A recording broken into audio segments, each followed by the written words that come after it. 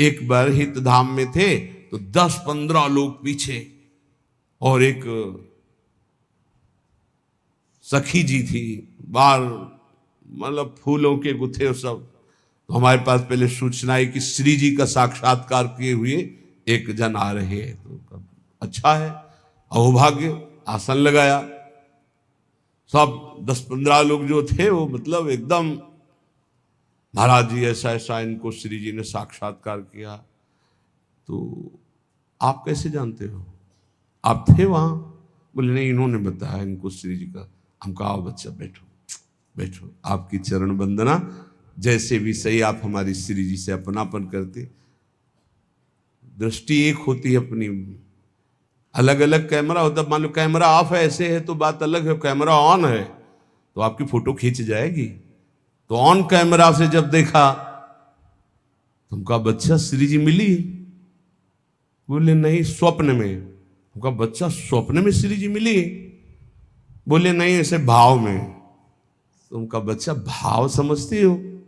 बोले वही तो जानने आए हैं। हमका भैया आप लोग व्यर्थ में ऐसा इसका प्रचार प्रसार करके इसके जीवन को गलत रास्ते में मत डालिए।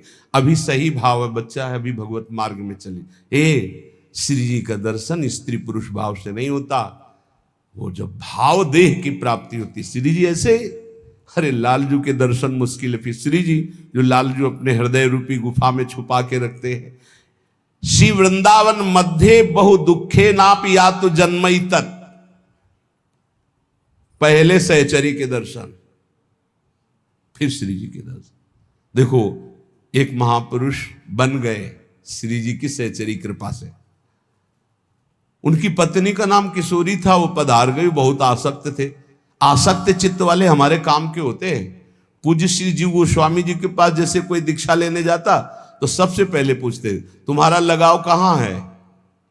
बोले पुत्र में, हो जाएगा, काम हो जाएगा, आओ। तुम्हारा लगाव कहां? स्त्री में, हो जाएगा।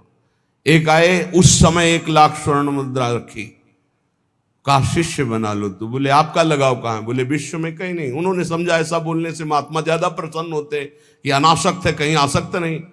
उन्हें हमारी तो कहीं आसक्ति नहीं, कहीं तो होगी। बोले कहीं आसक्ति नहीं। बोले ये रुपया उठाओ और काशी जाओ, काशी में किसी सन्यासी को गुरु बनाओ तो तुम्हारा काम हो जाएगा। हमारे पास तो आसक्त चित्त चाहिए, आसक्त है उसको मोड़ दिया प्रियालाल की तरफ, वही काम बन गया। हमें अनासक्त नहीं चाहिए, अनासक्त हो तो सन्यासी बनो, जाके काशी जाओ। नहीं दीक्षा दी। वो पत्नी में आसक्त था, उसकी पत्नी पधार गई। कभी कभी बड़ी आसक्ति का प्रभाव देखा है। सैमसी में गुरु आश्रम में थे तो एक वयोवृद्ध आए, तो पूजा सुबह करने के लिए बस एक ही छवि निकाल के एक माता जी की रखी। तो हमने सोचा गुरु माता होती हैं, उनका बड़ी निष्ठा, कोई और भगवान नहीं। अगरबत्ती लगाई ऐसे, बस मतलब दुखी मन से। तो हम तो नए अवस्था थे, तो भगवान कितना उच्च कोटि का भाव इनका गुरु माता पे। तो नजदीक गए, उनका बाबा आपकी गुरु माता है? गुरु माता नहीं, उनका कोई देवी का अवतार है। हमारी पत्नी है। जो कथा शुरू की है सो पीछे खसक लिए। हम समझ रहे, हम मानते हैं आप पत्नी में भी भगवत भाव करें तो आपको भगवत प्राप्ति हो जाएगी, क्योंकि सब जगह भगवान, लेकिन भगवत भाव नहीं, वहां आसक्ति का भाव। अगर आसक्ति का वही भाव मोड़ दिया जाए प्रभु की तरफ तो बहुत जल्दी लाभ मिल जाता है, क्योंकि आसक्त चित्त होता है। जैसे बिल्व मंगल जी केवल चिंतामणि में आसक्त, तो मोड़ कर दिया तो इंद्रनील मणि में आसक्त होने में देर थोड़ी लगी। गोस्वामी तुलसीदास जी पत्नी में, प्रिया में ऐसा प्रेम, उनका जितना चाम में उतना राम में करते, ऐसा मोड़ हुआ, महापुरुष बन गए। वो इतने बावरे किशोरी, हा किशोरी, पर धन्य है कि उनकी पत्नी का नाम किशोरी था, कि परम पावन स्वामिनी जी का नाम किशोरी जी है। अब वो बरसाने कोई दर्शन करने आ रहे थे तो ऐसे बावरे बने संग आ गए। लोग गए मंदिर दर्शन करने, वो नहीं गए, पहाड़ में चढ़ गए। लता पता एकांत में बस वो अपनी पत्नी का ध्यान करके, किशोरी तुम्हारे बिना जिया नहीं जा रहा। दोपहर व्यतीत की, शाम व्यतीत हुआ, रात्रि में वो एकांत क्षेत्र तो उनका और भाव बड़ा, चिल्ला करो हा किशोरी। लाडली जू और लालजू, हमारे लाडली लालजू गहवर वन में विहरण कर रहे थे।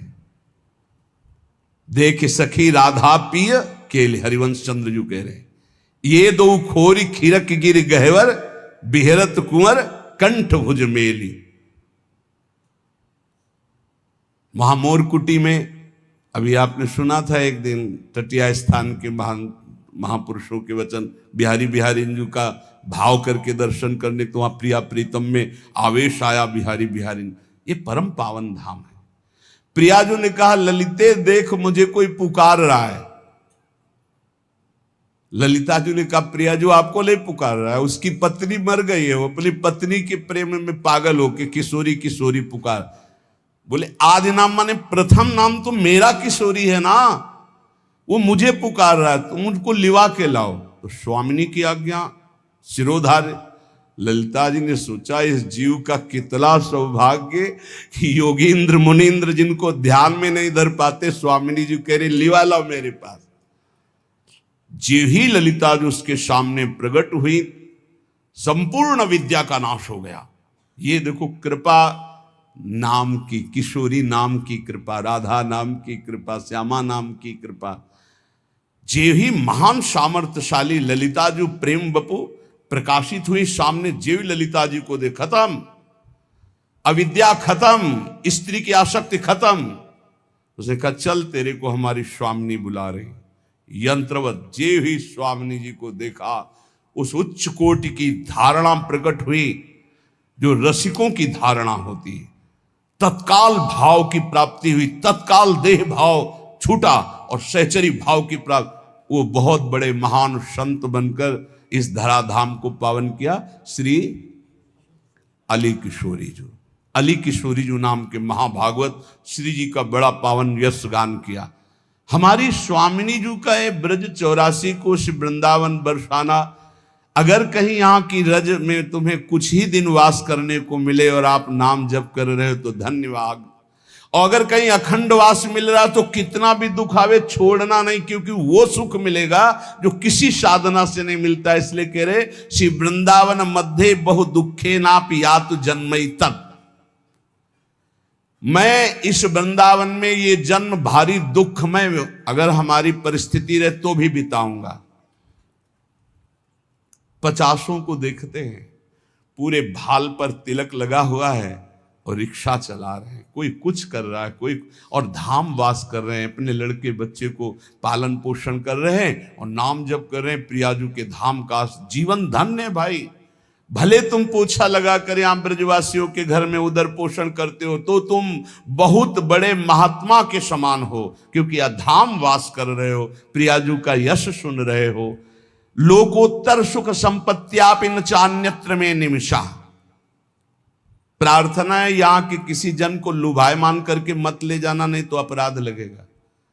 मान लो कोई ऐसा चल हमारे यहाँ घर में पोछा लगाना, तुझे सब खान पान सामान, कभी ऐसा मत करना। तुम्हारे अंदर दया आवे तो यहाँ एक झोपड़ी बनवा कर उसको यहाँ वास दे देना, वो मांगेगा खाएगा, भगवत प्राप्त होगा तो आपका कल्याण हो जाएगा। यहाँ की किसी जीव को मत ले जाना।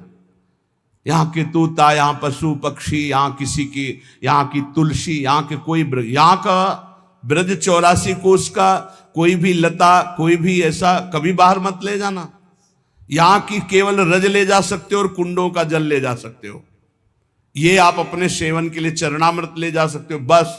कभी गिरिराज जी को मत ले जाना कि गिरिराज जी की शिला उठाई हम घर में अभिषेक को पूजन करें। ब्रज 84 कोष के बाहर नहीं, भारी अपराध बन जाएगा।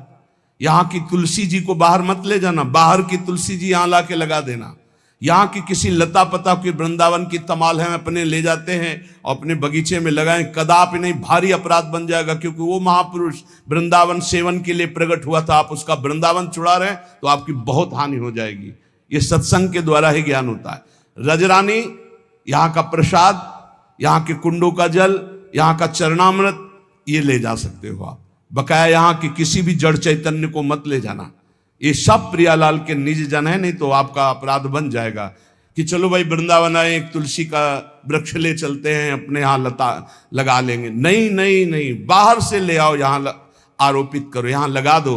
तो परम पावन वृंदावन वास करा दिया तुलसी जी का। लेकिन यहां से कभी बाहर मत ले जाना। यहाँ कोई पशु पक्षी के बच्चे को देखा, चलो हम ले चलते हैं, पालन करते, नहीं नहीं, यहां दुख में जीवन व्यतीत करने पर भी उसे प्रियालाल की प्राप्ति होती है। तो वृंदावन में वास करने से क्या मिलेगा? बोले कर तल कलित कपोलो गल दस्तुर्लोचना कृष्ण कृष्णेति बिलपन रहस्य कदा श्याम वृंदारण्ये त्यकिंचनो धन्य। हथेली पर कपोल रख के अश्रु प्रवाह करते हुए हा कृष्णा कृष्ण, हा श्यामा श्याम कहकर जोर जोर से किसी लता के नीचे बैठकर रो रहा है। अति दीन भाव होकर के जो रो रहा है, वो सारे जगत को पावन करने की सामर्थ्य रखने वाला, वो कृतार्थ स्वयं हो गया और औरों को कृतार्थ करता है, जो प्रियालाल के लिए ऐसे चिंतन करते हुए अशुभ प्रवाह का हा श्यामा श्याम, हा कृष्णा कृष्ण, हा राधे श्याम ऐसे रो रहा है।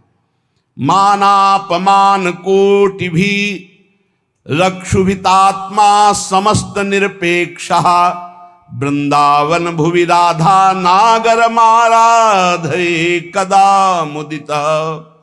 करोड़ करोड़ बार अपमान हो तो भी क्षुभित ना होना, वृंदावन मत छोड़ना। यहाँ के लोग तो बहुत कड़ुआ बोलते हैं, यहाँ के लोग बहुत ऐसा, और चल दिए। नहीं नहीं, बहुत घाटा हो जाएगा। कांटे में ही फूल खिलता है गुलाब का। आसपास कांटों से बचा के फूल को ग्रहण करो।